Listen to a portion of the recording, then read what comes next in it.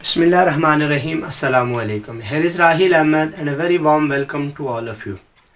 Students, आज के इस लेक्चर के अंदर हम बात करेंगे रिएक्शन ऑफ पीरियड 3 एलिमेंट। जैसा कि आप सबको मालूम है कि हम पीरियड 3 एलिमेंट को डिस्कस कर रहे हैं। इससे पहले जितनी भी इनकी पीरियोडिसिटी ऑफ प्रॉपर्टीज़ में से प्रॉपर्टीज़ हमने डिस्कशन की, उनमें अगर आपको कहीं पर कोई कन्फ्यूजन है, उनमें कोई बात आपको अगर समझ नहीं आई, उसको आप कमेंट बॉक्स में हमारे साथ शेयर कीजिए। आज के इस लेक्चर के अंदर हम डिस्कशन करेंगे रिएक्शंस ऑफ पीरियड 3 एलिमेंट।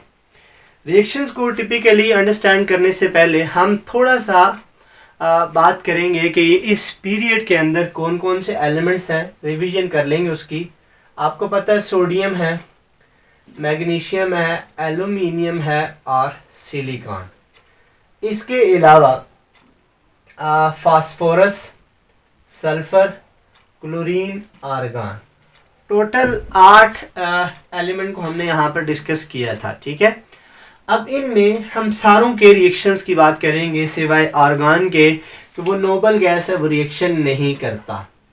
अब जो पहली चीज़ यहाँ पर हमने देखनी है कि इनकी रिएक्टिविटी किन किन फैक्टर के ऊपर डिपेंड करेगी।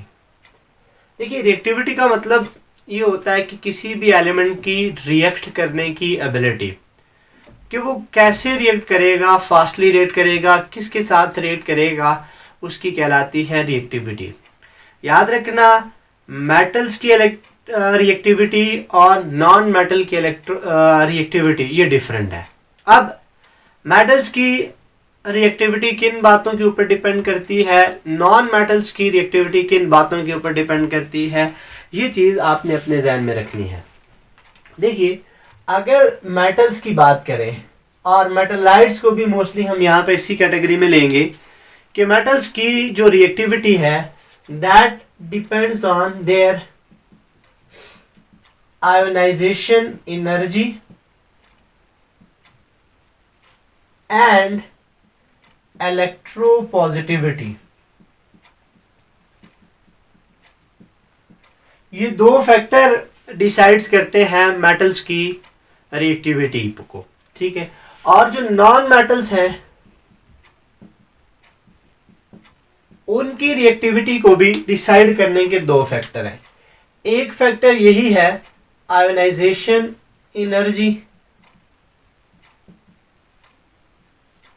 और दूसरा फैक्टर है इलेक्ट्रोनेगेटिविटी। अब देखना यहां पर यह है आपने कि अगर किसी मेटल की आयोनाइजेशन एनर्जी जितनी कम होगी उतना वो मेटल क्या होगा, रिएक्टिव होगा। उसकी रिएक्टिविटी क्या होनी है, ज्यादा होनी है। दूसरी तरफ इलेक्ट्रोपॉजिटिविटी, जितनी इलेक्ट्रोपॉजिटिविटी किसी भी मेटल की ज्यादा होनी है, मीन इलेक्ट्रॉन लूज करने की एबिलिटी ज्यादा है, वो उतना रिएक्टिव होगा। तो मेटल के केस में आप याद रख लें, आपने इलेक्ट्रोपॉजिटिविटी को देखना है कि हायर द इलेक्ट्रोपॉजिटिविटी या हायर द इलेक्ट्रोपॉजिटिव कैरेक्टर या higher the metallic character, higher will be reactivity of metal.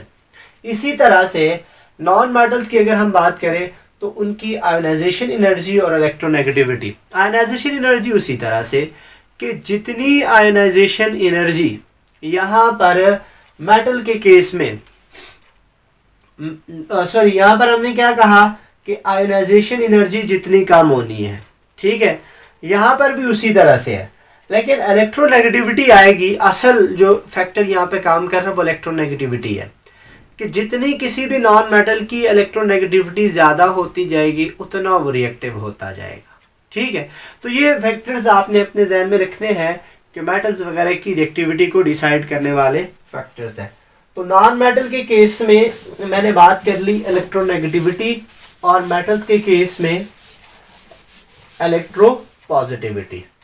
तो अब हम फर्स्ट इनकी रिएक्शंस की बात करेंगे, रिएक्शंस विद वाटर। पहला जो इनका रिएक्शन है, रिएक्शन विद वाटर। आज के इस फर्स्ट लेक्चर के अंदर हम फर्स्ट 4 एलिमेंट्स के वाटर के साथ रिएक्शन डिस्कस करेंगे। उसके बाद फिर नेक्स्ट 4 आएंगे नेक्स्ट लेक्चर के अंदर। सबसे पहला एलिमेंट है सोडियम। याद रखिएगा sodium is most reactive element of these 4 metal, कि जो 4 मेटल यानी कि 3 मेटल्स और एक मेटल हाइड को हमने डिस्कस किया, उनमें सबसे ज्यादा रिएक्टिव एलिमेंट सोडियम है। ठीक है, तो आप ये कहोगे इट रिएक्ट वायलेंटली, ये बड़ी फास्टली रिएक्ट करता है with water. It react violently, it sorry ये डबल दफा हमने रिएक्ट लिख लिया। इट रिएक्ट वायलेंटली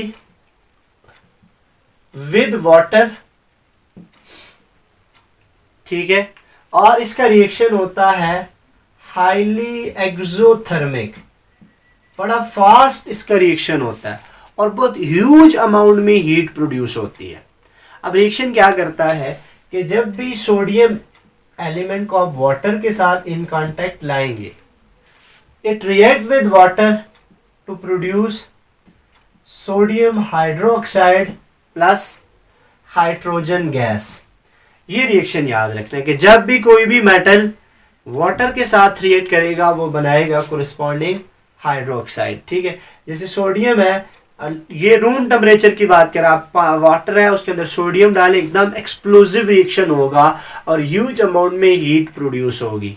ठीक है, तो ये रिएक्शन बड़ा वायलेंट और एक्सोथर्मिक और बड़ी स्पीड के साथ ही प्रोसीड होता है। ठीक है, तो सोडियम जब वाटर के साथ रिएक्ट करेगा ये सोडियम हाइड्रोक्साइड बनाएगा और साथ में हाइड्रोजन गैस ये प्रोड्यूस करेगा। अब यहाँ पर जो बात आपने ध्यान में रखनी है वो ये है कि सोडियम को टेम्परेचर प्रोवाइड करने की जरूरत नहीं है, it react eight ordinary temperature. ठीक है, आप रिएक्शन को अगर बैलेंस करना चाहें, मेरे ख्याल से यहाँ पर अगर हम 2 ऐड करें, ठीक है, और यहाँ पर भी अगर हम 2 ऐड करें तो ये हाँ ठीक है, इट्स ओके, ये रिएक्शन हो जाएगा बैलेंस के। यहाँ पर 2 हाइड्रोजन है और यहाँ पर 2 4 और ये 4, यहाँ पर 2 ऑक्सीजन, यहाँ पर 2, ठीक है, और 2 सोडियम और 2 सोडियम, दोनों साइड पे हर एक एलिमेंट बराबर हो गया। ठीक है, तो ये फर्स्ट एलिमेंट है सोडियम।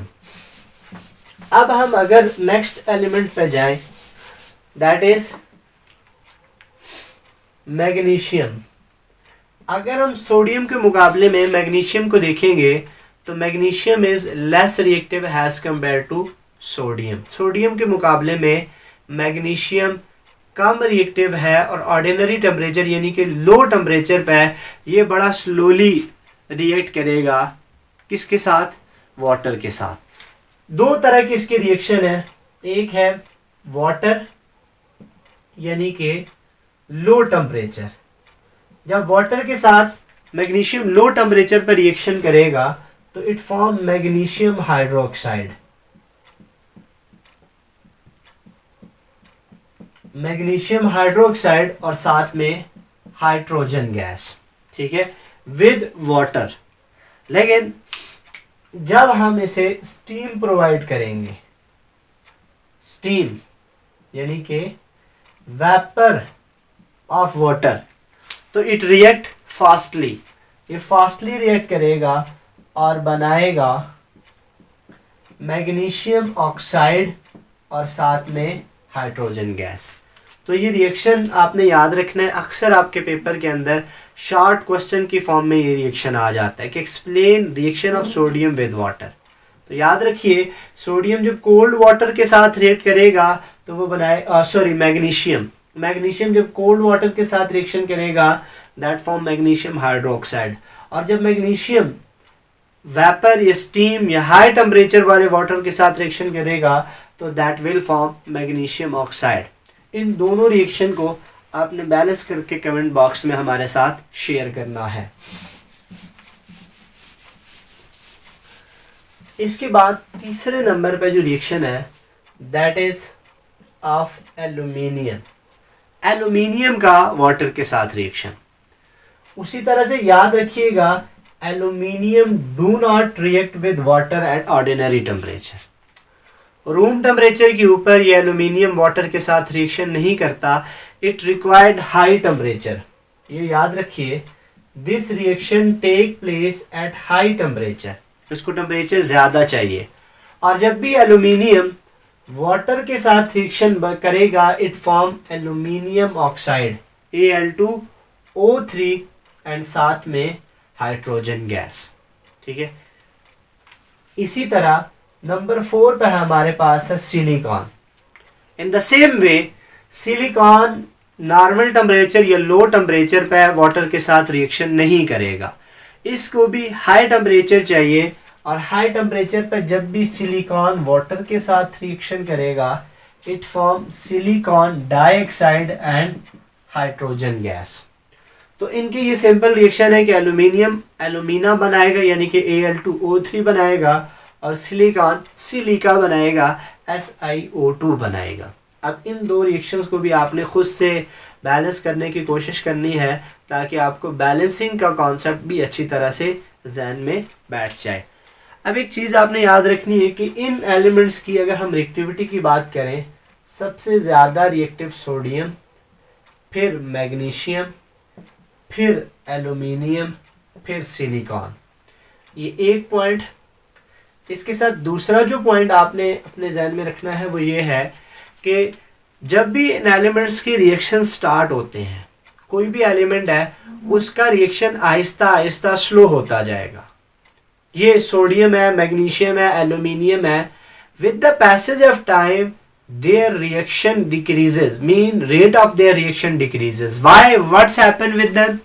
देखिए, जब भी आप किसी भी मेटल की स्ट्रिप लोगे, उसका वाटर में डिप करोगे तो उसका ऑक्साइड बनना शुरू हो जाएगा। अब जैसे ही ऑक्साइड बनेगा उस स्ट्रिप के ऊपर ऑक्साइड की लेयर बनेगी। अब मिसाल के तौर पर ये आपने लिया मैग्नीशियम, उसको आपने वाटर के अंदर डिप किया, अब वाटर के साथ मैग्नीशियम ने रिएक्शन किया, इसके ऊपर मैग्नीशियम ऑक्साइड बनती जाएगी। अब इस सारे मेटल के ऊपर जैसे जैसे मैग्नीशियम ऑक्साइड की लेयर बनती जाएगी तो फर्दर मैग्नीशियम और वाटर इन कांटेक्ट नहीं आ सकते। It's mean reaction Aahista Aahista slow होता जाएगा और जब सारा मेटल स्ट्रिप कवर्ड हो जाए ऑक्साइड से तो वो रिएक्शन अल्टीमेटली क्या हो जाएगा, स्टॉप हो जाएगा। तो ये एक सिंपल सी रीज़न है जिसमें अक्सर जगहों पे स्टूडेंट कंफ्यूज रहते हैं कि why reaction is getting slow with passage of time. तो आई होप ये एक छोटी सी बात भी आपको क्लियर होगी। अगर इन 4 एलिमेंट्स के रिएक्शन में कोई कंफ्यूजन है, कोई पॉइंट क्लियर नहीं है तो उसको आप कमेंट बॉक्स में मेंशन कीजिए ताकि नेक्स्ट लेक्चर के साथ हम उसको पहले से क्लियर कर सकें। I hope you will find it better. We will see you in another lecture. Till then, thank you very much.